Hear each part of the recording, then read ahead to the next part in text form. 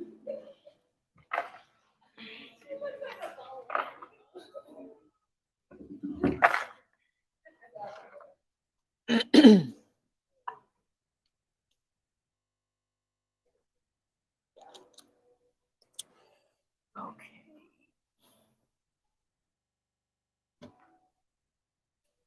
Oh.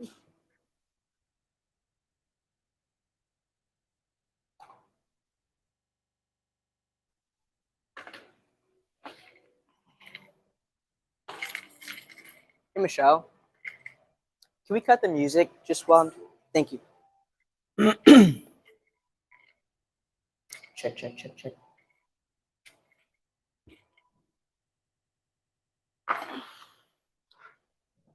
All right, welcome everybody to NFT 101 Workshop 2. Really appreciate everybody for being here.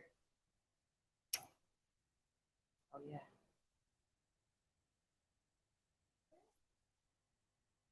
Oh, that is the quantum laptop. Yep, yeah.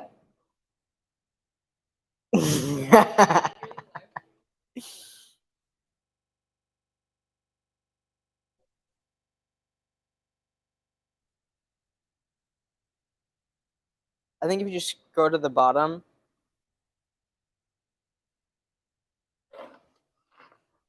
Yeah. Okay, nice. Thank you. To the live stream. Yes, welcome everybody to NFT 101 Workshop 2. We'll get started here, and if anybody walks in and joins us, they can feel free to catch up. And also, don't feel the need to frantically write everything down at the end. There is a QR code that you can scan, and that leads you to a worksheet with all of the information from Workshop 1 as well as Workshop 2. So I know there can be a lot of information and a lot of taking notes, so don't feel obligated to write every single word down. I'll start by telling you a little bit about myself. My name is Raven Trammell, aka Raven 50mm. My pronouns are he, him. I am a photographer and community builder based out here in LA, as well as the events manager here of QSLA, Quantum Space.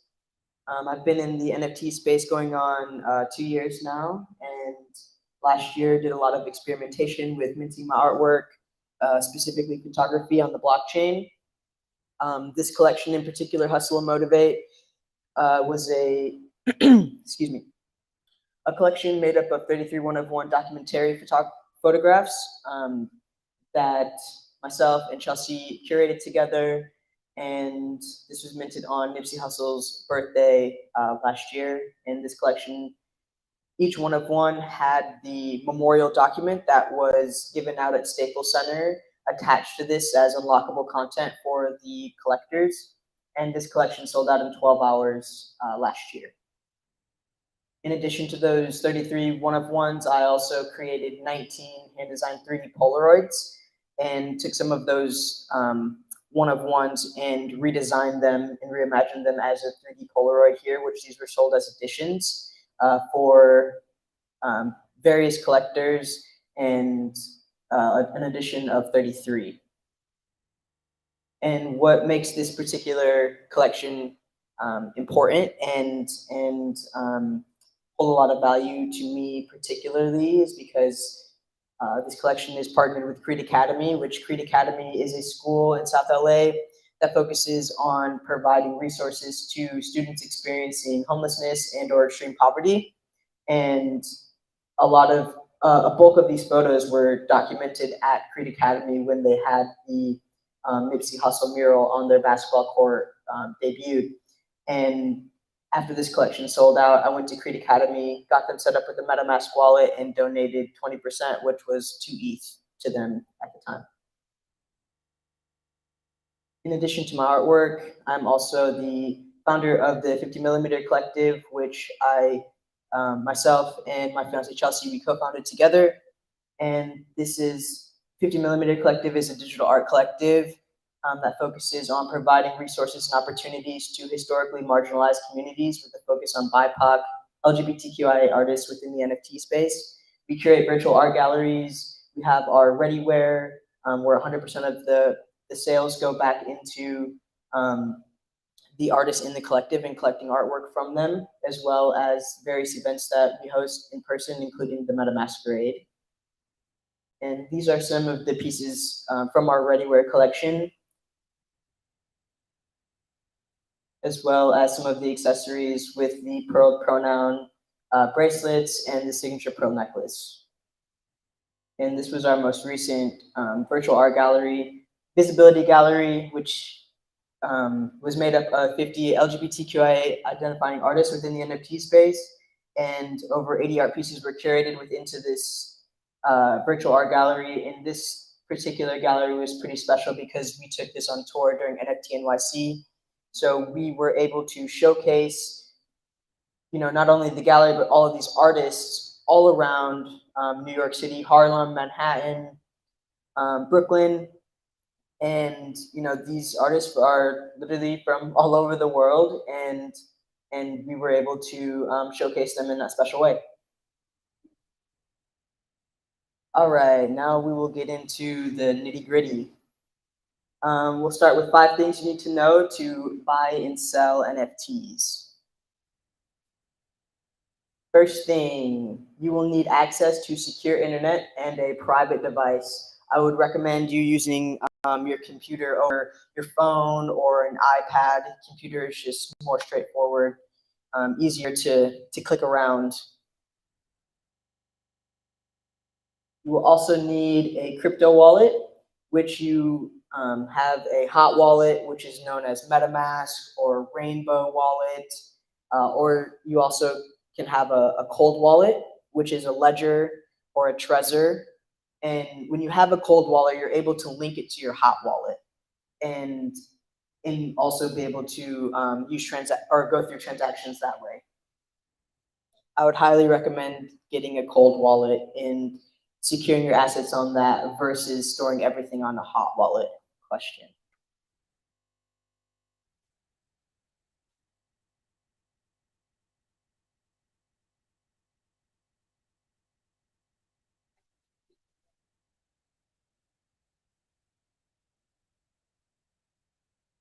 Oh yeah,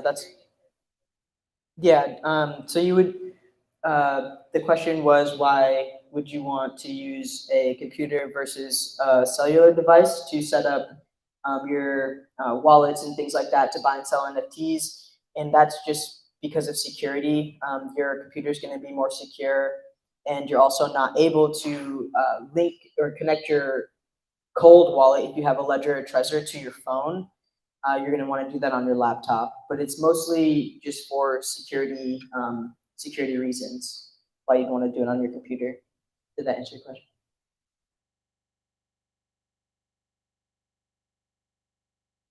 Number 3, you will need cryptocurrency.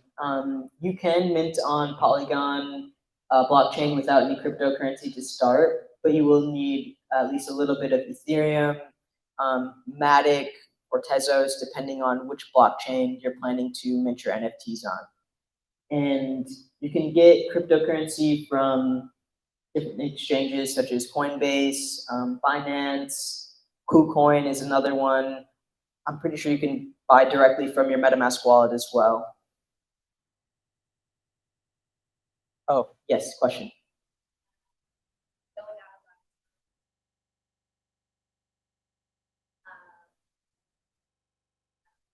Okay, yeah, so to mint is to excuse me, is the process of creating an NFT, or it's also used to collect NFTs. So if you have, like, for example, an open mint edition, that means that there's more than just one or a set number of editions. It's open for an extended period of time, and however long that is open for, that's how many pieces will be minted, aka collected.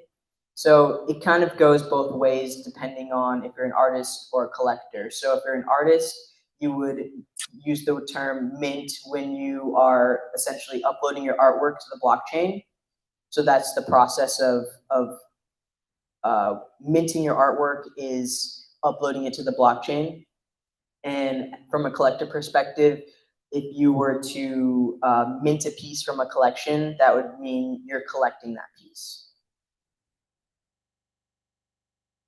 In the worksheet, there's a page, maybe a page and a half of terms to know that kind of go through some of the, the lingo that we've established here with like blockchain, minting, NFT in general, things like that. So hopefully that'll be helpful. Oh, look at this amazing artwork here. Wow, it's so good. This is Chelsea's artwork here. Angel's Flight, shout out to Angel's Flight. Item number 4 that you'll need to buy slash sell NFTs is you'll need artwork. Anything that can be digitized can be tokenized. So you'll want to think about and consider what you want to actually create into an NFT. Yes, question.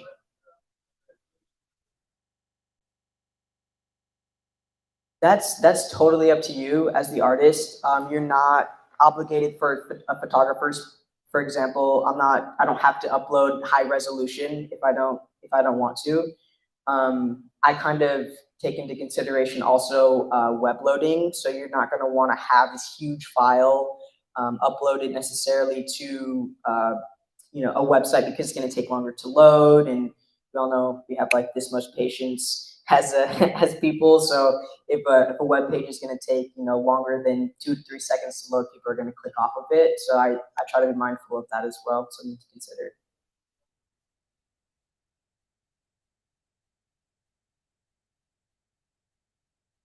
Yeah, so there are different ways that you can get like a high res or a larger file size to your collector after the original NFT is collected.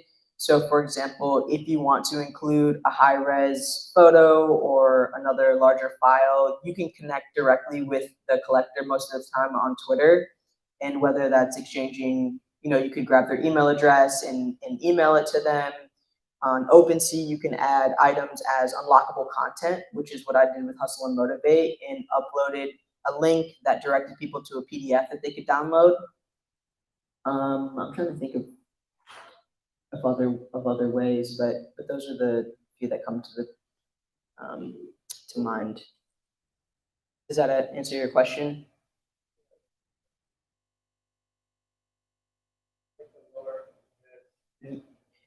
And each marketplace, they have file size limits depending on the marketplace. So there are a lot of different marketplaces, and some of them allow you to upload really large file sizes. Some of them, they have to be a little bit smaller and things like that. So marketplace also plays a factor in the file size you're able to upload.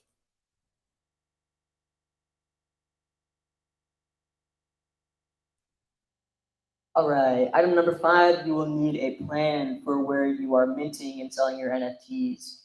You'll want to get together some sort of game plan on, what are the art pieces that you're considering on minting. What kind of story do they tell? What is the title? How are you going to title? If there's multiple pieces in the collection, how are you titling each piece? Is it, numbered? Is it individual titles for each piece? Just things like that to think about your price point as well, and then which marketplace are you going to mint your artwork to?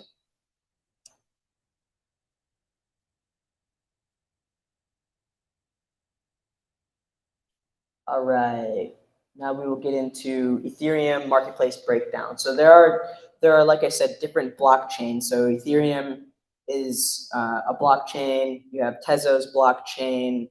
There are various blockchains, and then each blockchain have their different marketplaces. So we're just going to be looking into the Ethereum blockchain and the marketplaces that are for ETH specifically. We'll start with OpenSea. OpenSea is probably the most popular and most common when artists are starting out and experimenting and minting their NFTs. To start out, it's free to use. I'm pretty sure you might just pay one gas fee, the initial gas fee to start out, and then after that, you're able to do what's called lazy minting.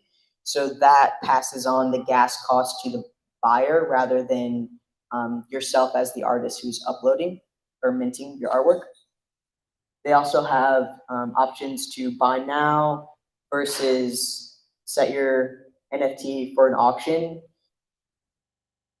The NFTs on OpenSea are ERC1155 tokens, and we'll get into the different kinds, the three main different kinds of tokens in a couple of slides here, but that's just something to keep in mind. With OpenSea, you're able to mint either one of ones versus editions. Again, that's your preference as the artist on how you want to put your artwork out there. And with OpenSea, you're able to mint with on the Ethereum blockchain or on the Polygon blockchain, which Polygon is less expensive in terms of gas fees and things like that. And then OpenSea's platform fee is 2.5%. So from every sale that's made, they receive 2.5 of that sale. And at the bottom here, you'll see it says, don't forget to set your creator royalties. Royalties are what make, to me, NFTs really, really special, specifically for artists, because when an art piece sells and there's a 10% royalty attached to that, every single time that it sells, that 10% is going back into your wallet automatically. So, for example, I have a piece on Foundation right now that was collected last year for 0.5 ETH. Right now it's been relisted for 25 ETH. So once that sells, 2.5 ETH will automatically be sent into my wallet. And it's just a continuous thing. So as that piece continues to sell more and more, 10% automatically kick back into the wallet. But for OpenSea, if you don't set your creator royalties, you will miss out on those royalties. So you have to go in to your profile and set to set it, you just paste your wallet address into the collection. But that is something that you have to, it doesn't automatically happen when you create your collection on there. So you have to go back in and make sure that it's set. Yeah. I'm sorry?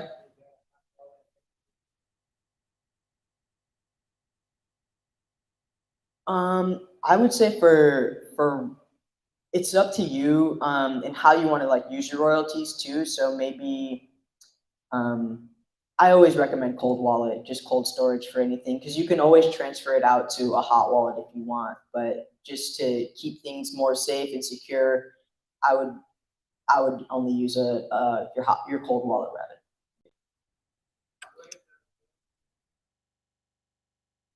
It depends on the marketplace. I know for usually the max is 10% that you're able to sell, but some marketplaces allow you to set it for higher.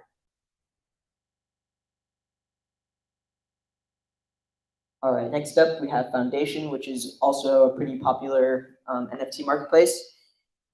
And Foundation used to be invite only, but now they have opened it up for any creator. It is also free to use. Obviously, other than gas fees, you're going to pay gas fees pretty much anywhere unless the marketplace has the lazy mint feature. You're able to set your NFTs as a buy now option or an auction. Set it for a 24-hour auction. On Foundation, you're only able to mint one of ones as of right now. The thing about these marketplaces as well is that they're constantly updating. So, what I say this week, next week they could have an update and then something tweaks a little bit. So you want to be keeping an eye on that.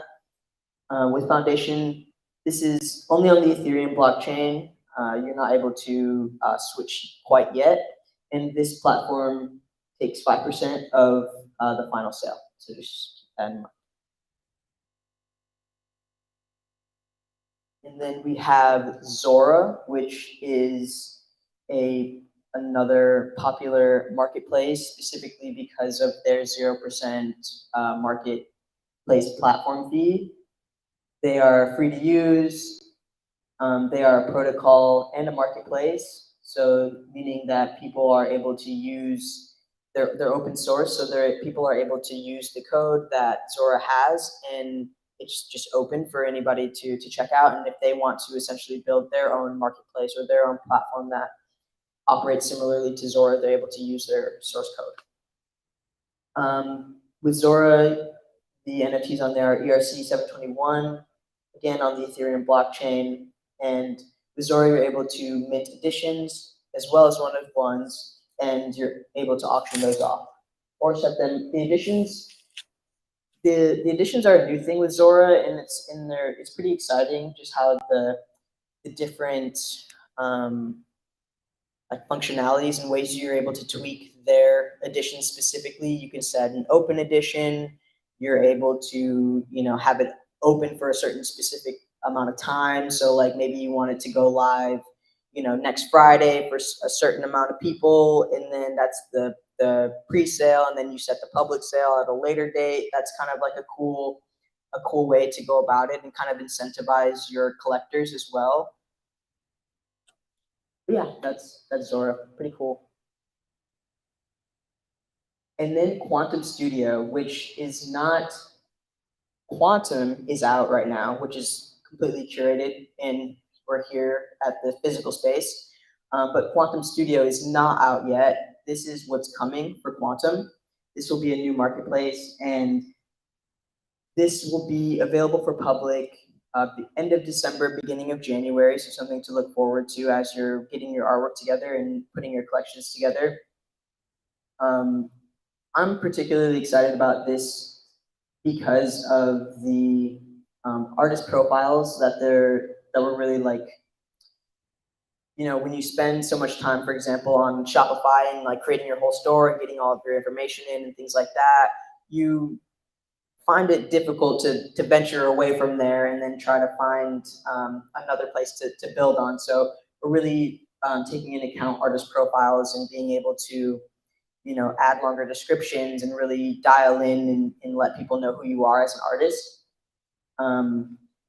We're able to, with Quantum Studio, artists will be able to curate their collections like playlists. So you'll have a drop, which that'll be essentially, let's say your 25 NFTs, and let's say you do 3 drops or something like that. But then you want to pick specific NFTs within those drops to formulate, maybe these are your best portraits of 2022. And so you're selecting different NFTs from those different drops to create a new collection, and kind of thinking of it as a customized playlist of your NFTs to showcase to collectors. With Quantum Studio, you'll also be able to choose between one of ones or editions. There are a lot of different drop mechanics that artists will be able to select from, including Dutch auction versus an English auction. And the platform fee with Quantum will be 5%. A Dutch auction, so with Quantum Curated right now, for example, the auctions start at 1 ETH, and then every 5 minutes it goes down incrementally until it hits the resting price at 0.25 ETH, or the collection sells out.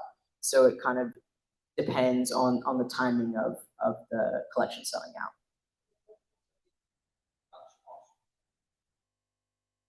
So the Dutch auction, like I said, you start at a price. All of the pieces start at a specific price. So with Quantum, it's 1 ETH, and then the price goes down incrementally. After, every 5 minutes, it drops like 0.05 ETH and just slowly goes down. With an English auction, you have a set price at maybe 1 ETH, we'll say for the example, and then collectors are able to bid. So it starts at 1 ETH. They're able to, put in their ETH. Maybe it'll start at 1 ETH, go to 1.1 ETH. Another collector will do another bid of 1.2 ETH, and it'll go up that way. Does that make sense? Okay, cool. All right, now we'll get into the 3 most common ERC token types. So to start, we have ERC 1155 tokens, which are semi-fungible tokens. This is most common for editions, and these are unique tokens that there can be any number of multiples of. So this is, these are going to be your edition tokens. Also, this sort of token that is minted on OpenSea when you mint your NFTs there. As I've kind of explored more within this space, I lean a little bit more towards the ERC 720. We'll get into it in a minute here, and I'll tell you why in a second. Does anybody have any questions on these? Go to the next slide. All right, ERC 720 tokens. These are fungible tokens. So, for example, fungible means $1 equals $1, 1 ETH equals 1 ETH. There's no necessarily variation in that, and these are used to create social tokens or DAO tokens. So we have a 50 millimeter social token that we allocate to the community for various things, being active in Discord, collecting or purchasing our readyware. Each order comes with social tokens that people are able to collect. Being in Twitter spaces, you can earn social tokens, things like that, and it's different for each community. But what's cool about these is as we're building up our marketplace, and we'll be able to have NFTs in there that are available for purchase specifically with the social token. So you don't have to have, you don't have to be spending your money necessarily to allocate these social tokens. You can be an active member within the community and be, earning these tokens and then be able to cash them in for honestly whatever we decide to put into the marketplace. Maybe it's unique colorways of the readyware or exclusive merchandise, or maybe it's a collaboration art piece with another artist that you can only get in our marketplace with our social token, that kind of thing. So it's a way to incentivize your community. ERC 721 tokens, these are non-fungible tokens, the standard for NFTs, and you can use these for one-of-ones or additions. What will differentiate these editions from the 1155 tokens is these editions will have their unique number at the end of the token to identify it. 1155 tokens won't have that. So these are kind of, I would think of these as like a more authentic edition, in my opinion, when you have like that itemized number differentiating the tokens.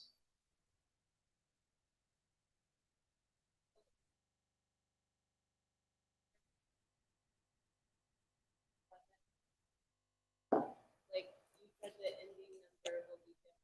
Are you saying on 1155 they're not really? If I have like all these things, or is it?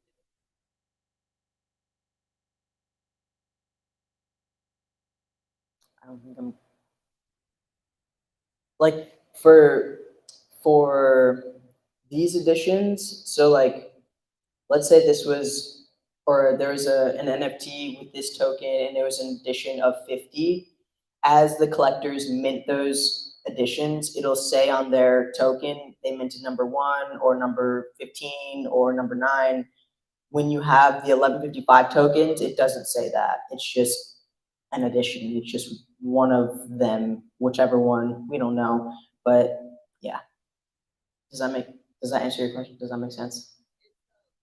It makes sense in the fact that 7. Correct.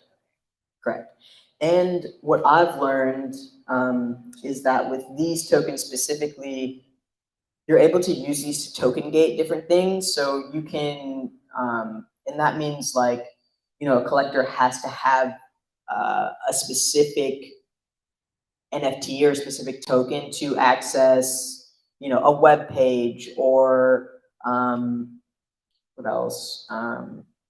Well, a lot of it is like a web page, and whether that's like an RSVP for a party or you have to have the token in order to buy like an exclusive hoodie from like Bored Apes or something like that. But with these particular tokens, you're able to set those parameters, and like as you build, especially for us specifically, I feel like that's an advantage to be considering that. now, so then as you know continue to grow, you're able to reward the people who collected your work or things like that early on. And yeah, I think like being able to token gate and things like that is like a really cool advantage of, and just like a unique way to be able to utilize your artwork to then incentivize people as you continue to grow. So, all right, Q&A. Any questions? Yes.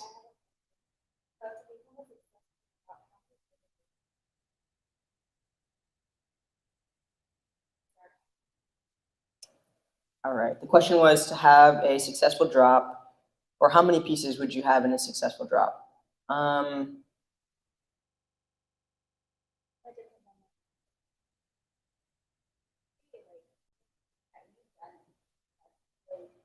So me personally, Hustle and Motivate was a very successful drop, in my opinion, being able to sell out the collection in the half a day that it took, and that was 33 pieces. And so I think I also am learning too, as I'm going through my first bear market with how the market is right now, is that plays a role in how collections will do. Because I've seen photography collections, have 100 pieces, and then some of them are micro collections of 10 pieces. And I think it really comes down to how you talk about them and how the story is like intertwined within the pieces to see um, like how they'll do, or like how successful they'll be, I guess. But a lot of that is comes down to self-marketing and promotion, and then also building your community, so then it's not all on you to market what you have, but your friends and your people who support you will also help and be like, yo, look at this dope thing that Yvonne's doing, you should check it out. And yeah. Mhm.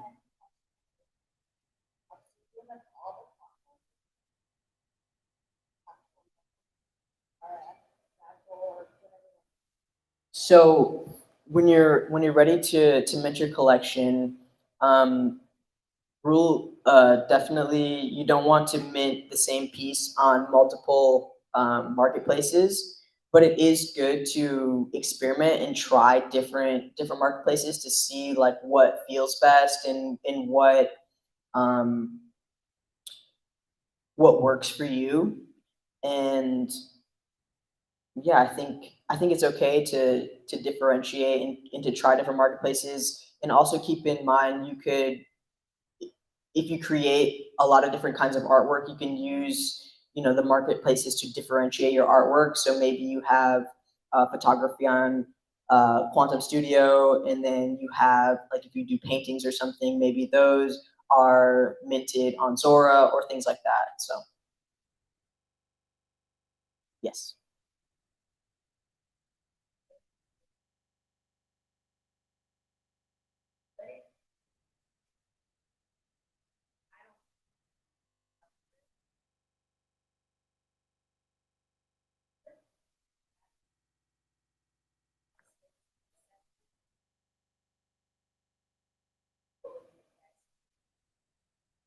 For video specifically, yeah, there's definitely a market for video and video work, absolutely. And I'm trying to think of, yeah, I feel like there's a lot of video being minted onto Zora specifically, and I think the reason for that is because Zora allows for larger file sizes to be minted on there, and video can typically be a pretty big file size.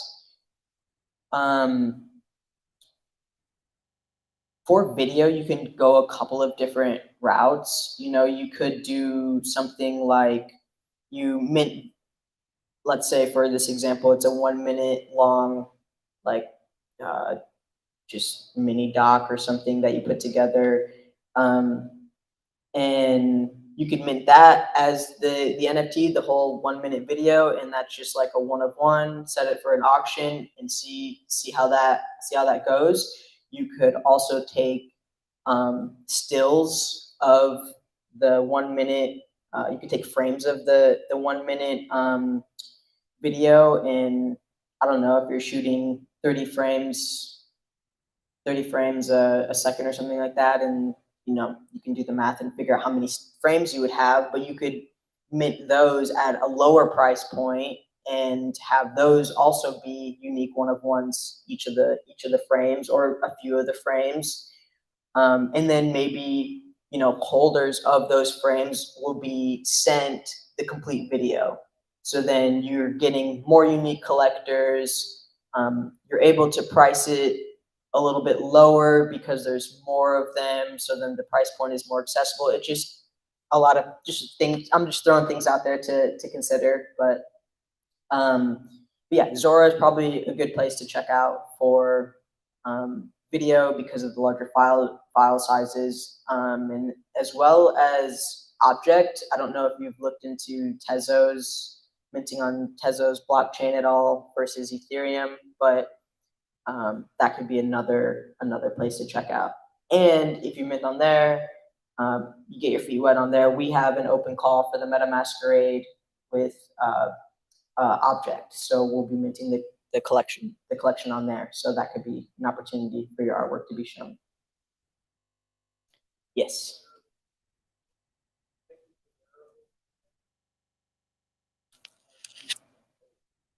Yeah, so in my experience, like wherever you mint your NFTs, they pretty much everything shows up on OpenSea at some point. And so you're able to connect your wallet there and see, okay, these are all the, if you mint on Foundation, they're still going to show up on OpenSea. Same with Rarible. They'll still show up on OpenSea. And I didn't mention, but Rarible is another marketplace that has the lazy minting feature. So if you're if you're like, I don't know about OpenSea and you're feeling more Rarible, then they also have that option to where you're able to mint your pieces for free, and then the collector takes on the gas fee, paying the gas fee for that. Yes, sure.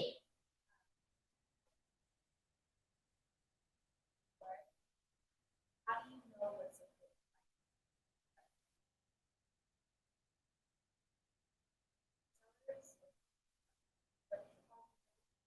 Artists. artist?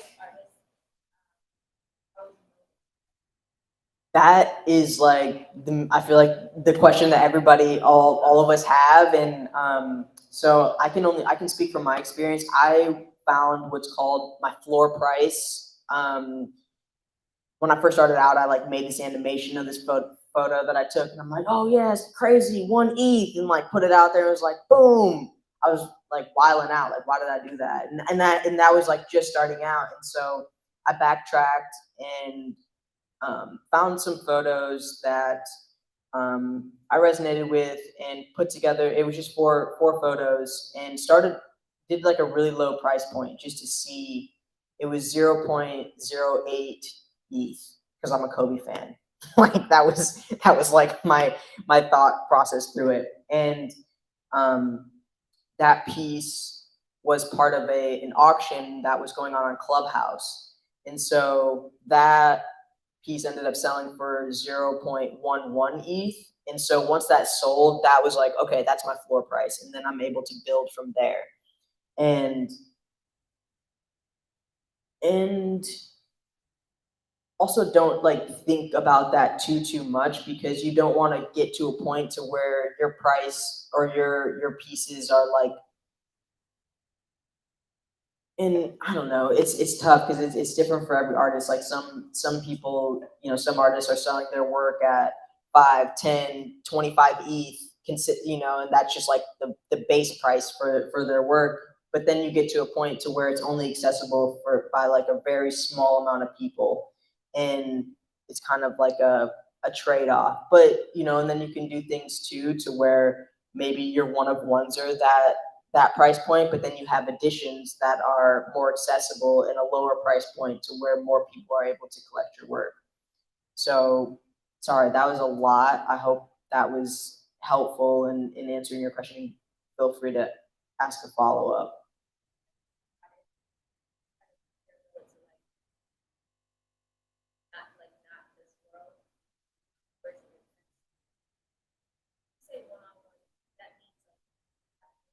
Yeah, so just one piece, and there's not like an addition of it. So yeah, so there's not like three of that same piece that you minted. It's just the one. Yeah, of course.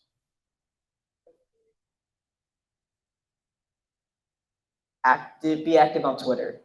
That's the best way to promote your work, just because that's where the conversation is really happening. And on Discord, if you're part of different Discord servers, you're able to go in there and talk to different people about your artwork and things like that. But it's really just getting it out there so people see it and doing your best to cut through the noise. Like the space is like is constant. Like every minute there's like a new project or somebody has some new artwork out. So my approach is if I have like a drop or a collection that I'm about to release, I do kind of like I think of it as an album rollout, and do at least 1 week, if not 2 weeks, of consistent scheduling of posts so that people are aware that something is coming. Question. Yeah.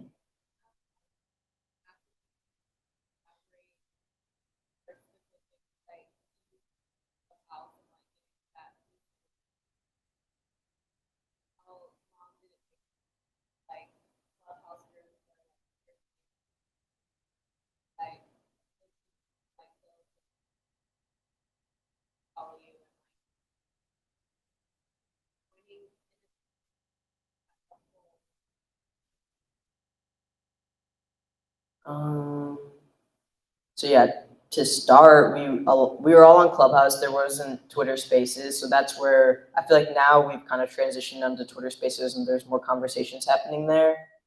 But I started off on I didn't start off on Ethereum blockchain. I started off on Phantasma blockchain, just because like one of their representatives was like, "Oh, you're into NFTs? Come and check out this platform." And I was like, "Sick, cool. Somebody who can walk me through this, great." And that was February 2021. That's when I minted my first piece on there. Pharrell Finna Cry. That was the piece. One of your favorites. Um, and so that was in February. And then I realized that there wasn't a whole lot of action on the Phantasma blockchain. And I was like, all right, so where is everybody else minting their artwork? And then I discovered, oh, Ethereum, that's different. Okay. And I'm pretty sure it was maybe like end of March when I minted my first piece on OpenSea. And so that's about a month. And then like a couple of weeks after that, it sold. So like it was like April something. But so a couple of months to being, and I was like on Clubhouse every day.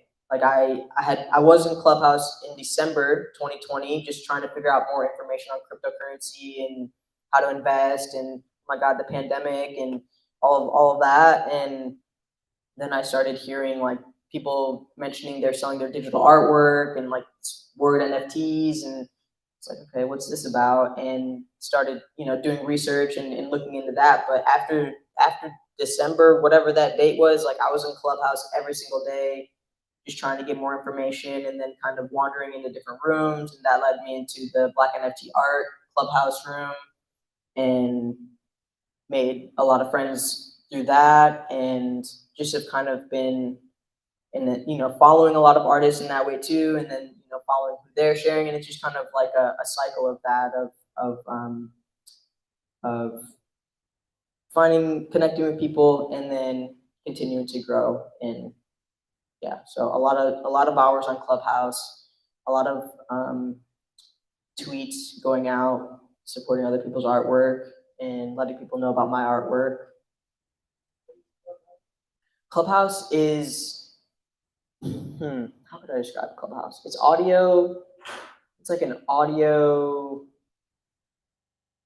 app where you can have what are called Clubhouse rooms, and a topic on whatever you want to host on. And you can, I don't know, you can have a lot of people in the Clubhouse room. And what's cool about Clubhouse versus Twitter Spaces is on Clubhouse you can have a lot of people up on what's called the stage, to where they're able to speak. On Twitter Space, I think the max is like 10 people.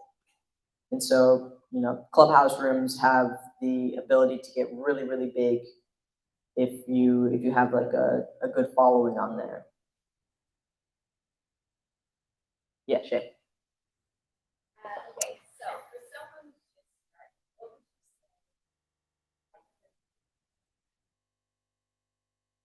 outside of the 5 minutes of Mm-hmm. as an example, um, learning the Discord, downloading this app, or following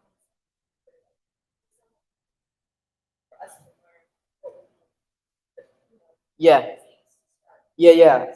I would say 100% be on Twitter. Make sure you have a Twitter account, and with that, I would say follow 50mm Collective, myself, and Chelsea, just because of our network of artists and collectors and just like people building in the space. And also,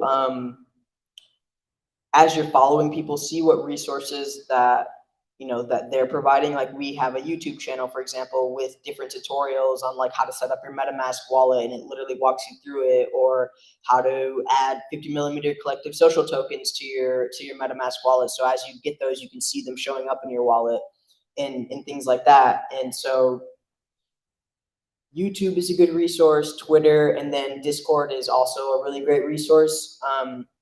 Because, and specifically, like, I feel like projects have their Discords, but if you can get into Discords for like Zora, for example, you can go in there and speak to the developers, or like ask your questions directly to people who are working at Zora, and they can answer them, within an hour or two. And it's like a direct connection to the people who are involved in building these marketplaces, building, these various things within this ecosystem.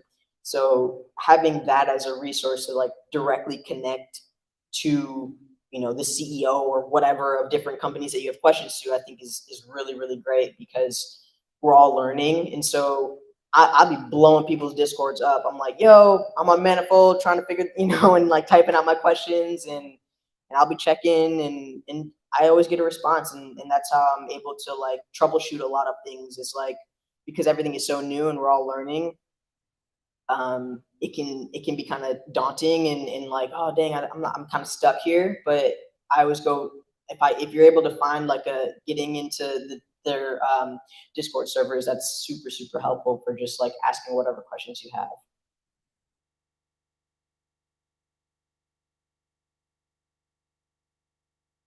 I have it in the metadata for copywriting with my images, and then um, I also put it in the description, is like, copyright, Raven Schmel, all rights reserved, that kind of thing. So it's super, super clear on that kind of thing. And I've had collectors reach out to me and say, hey, I love my piece. Am I able? Can I order a print from you? Can I get it printed myself? And that we'll have that conversation. But it's just making sure that like within your description, and when you're talking about your work, letting people know like how, being clear about it, essentially, of like, no, you cannot, do whatever you want with this artwork once you collect it. And but yeah, I think you're pretty safe if you put your copyright information.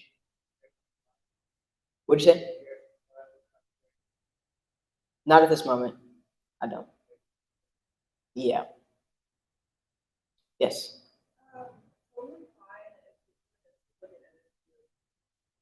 Then you brought up Manifold, and did you go over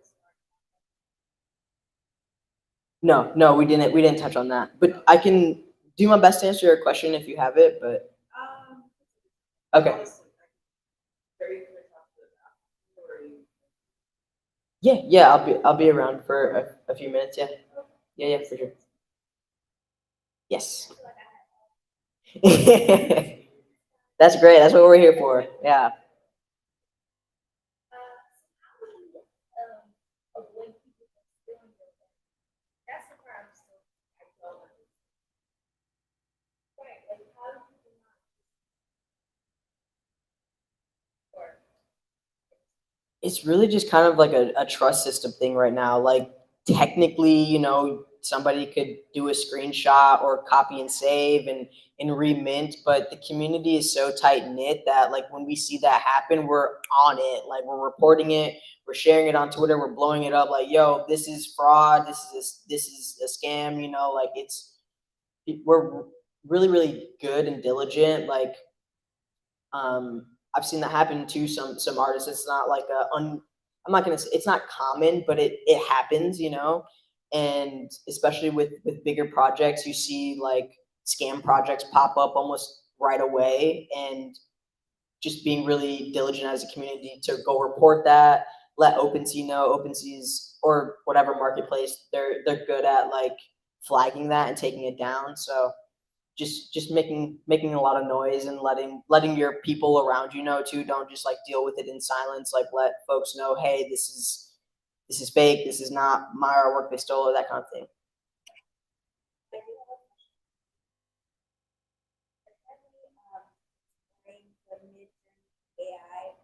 Mm-hmm.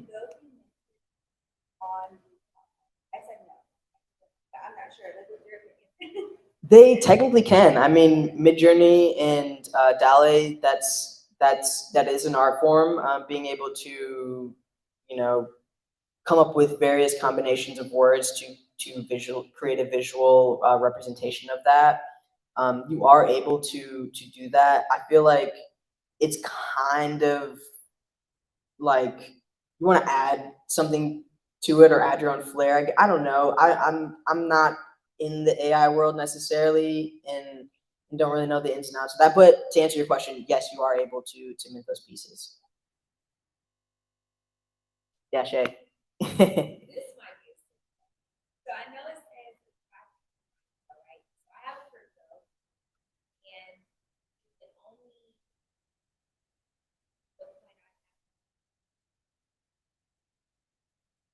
Yeah, so you can have, you know, Bitcoin, you can have Ethereum, you can have Matic, and that would be on Polygon network. So it just depends on where you want to mint your artwork and where you want to collect your artwork. So I would recommend, you know, if you're looking onto OpenSea, Zora, Quantum, things like that, you're going to want to have Ethereum because that's like the main blockchain to where artwork is being minted and things like that. And but you know, if you're looking on Tezos blockchain, then you're going to want to have Tezos. So it just depends on the marketplace that you're looking into, and that's essentially like what crypto you'd want to be having. Yeah. And then this QR code will lead you to the worksheet that I mentioned, and that has workshop 1 and workshop 2. So a lot of the terms to know, the marketplace breakdown, and things like that.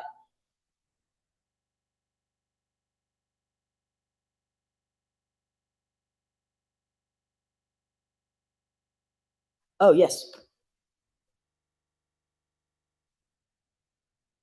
We just have the one on 2, and this after this one we'll be taking a break for a little bit. So it's actually great that you guys made it to this one, and yeah, because yeah, I'm not entirely sure when we'll bring them back, but we'll be taking a break at least throughout the month of October, if not through November.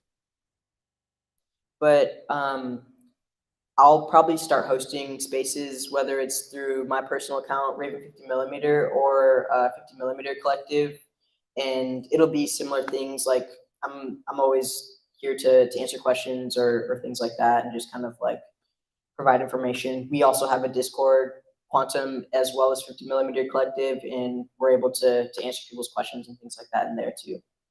Yes.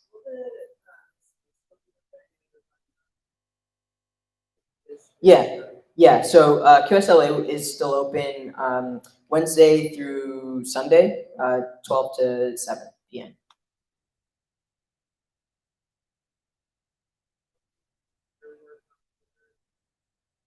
Yeah, absolutely. Yeah, that's like you definitely want to be posting your artwork on there, and you know, even if you have like BTS, that's really good to kind of give people like an inside look of what you're creating. Oh, behind the scenes. Sorry. Yeah. Yeah.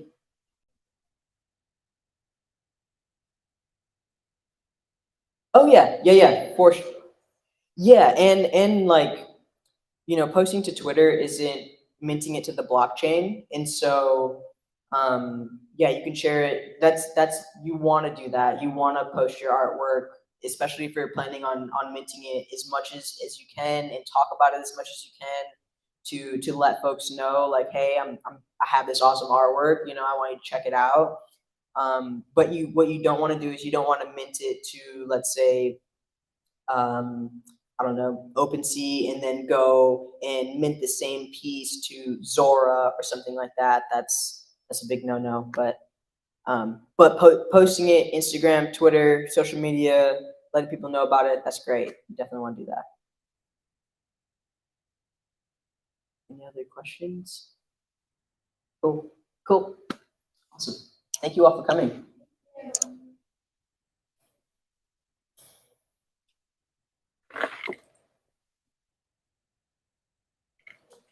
Oh, yeah. Here's some. Oh, yeah. Down the hallway to the right. You see it on your right side. These have our social token connected on the QR code on the back there. Yeah, I've been getting some of that together in terms of like one-on-one private consultations, or like MetaMask wallet setup, walkthrough kind of thing. Yeah, just strategizing for your project. Yeah, did I give you one of these? Okay, cool. Thank you. Absolutely. Thanks, babe. Call. I Yeah. had a question about Manifold. I just didn't know whether or not I should like. Yeah, go for it. bring Yeah. up just because it's I didn't want to confuse people. Yeah. But so I'm like currently trying to figure out like the smart contract thing right now because I'm planning on like dropping it at the end of this month. Cool. And so when you mint on Manifold, because I know it goes to like a bunch of different platforms. And am I wrong? Am I right? Or Yeah, no, yeah. Yeah. So it just shows up there. So Okay. you mint it and it'll show up on OpenSea, looks rare. Yeah. Other things that I'm not super familiar with those platforms, to be honest. But and I think that's like because of like how their smart contract is, and which I think is a good thing, that it can like be dispersed in a lot of different places. But bye. Thank you. But I think like but when that happens, that's not you minting it to multiple different places. So I think that's like a good, that's okay. It's not like oh my God. It's like so many things. Yeah. No, I think it's all good. And then, because I recently got into or minted Manifold smart contract, and then I've been like building out collections within that, and have listed a couple of pieces on Zora specifically for the 0% platform fees. So I mean, if you're taking all the work to mint on, oh, is it still going?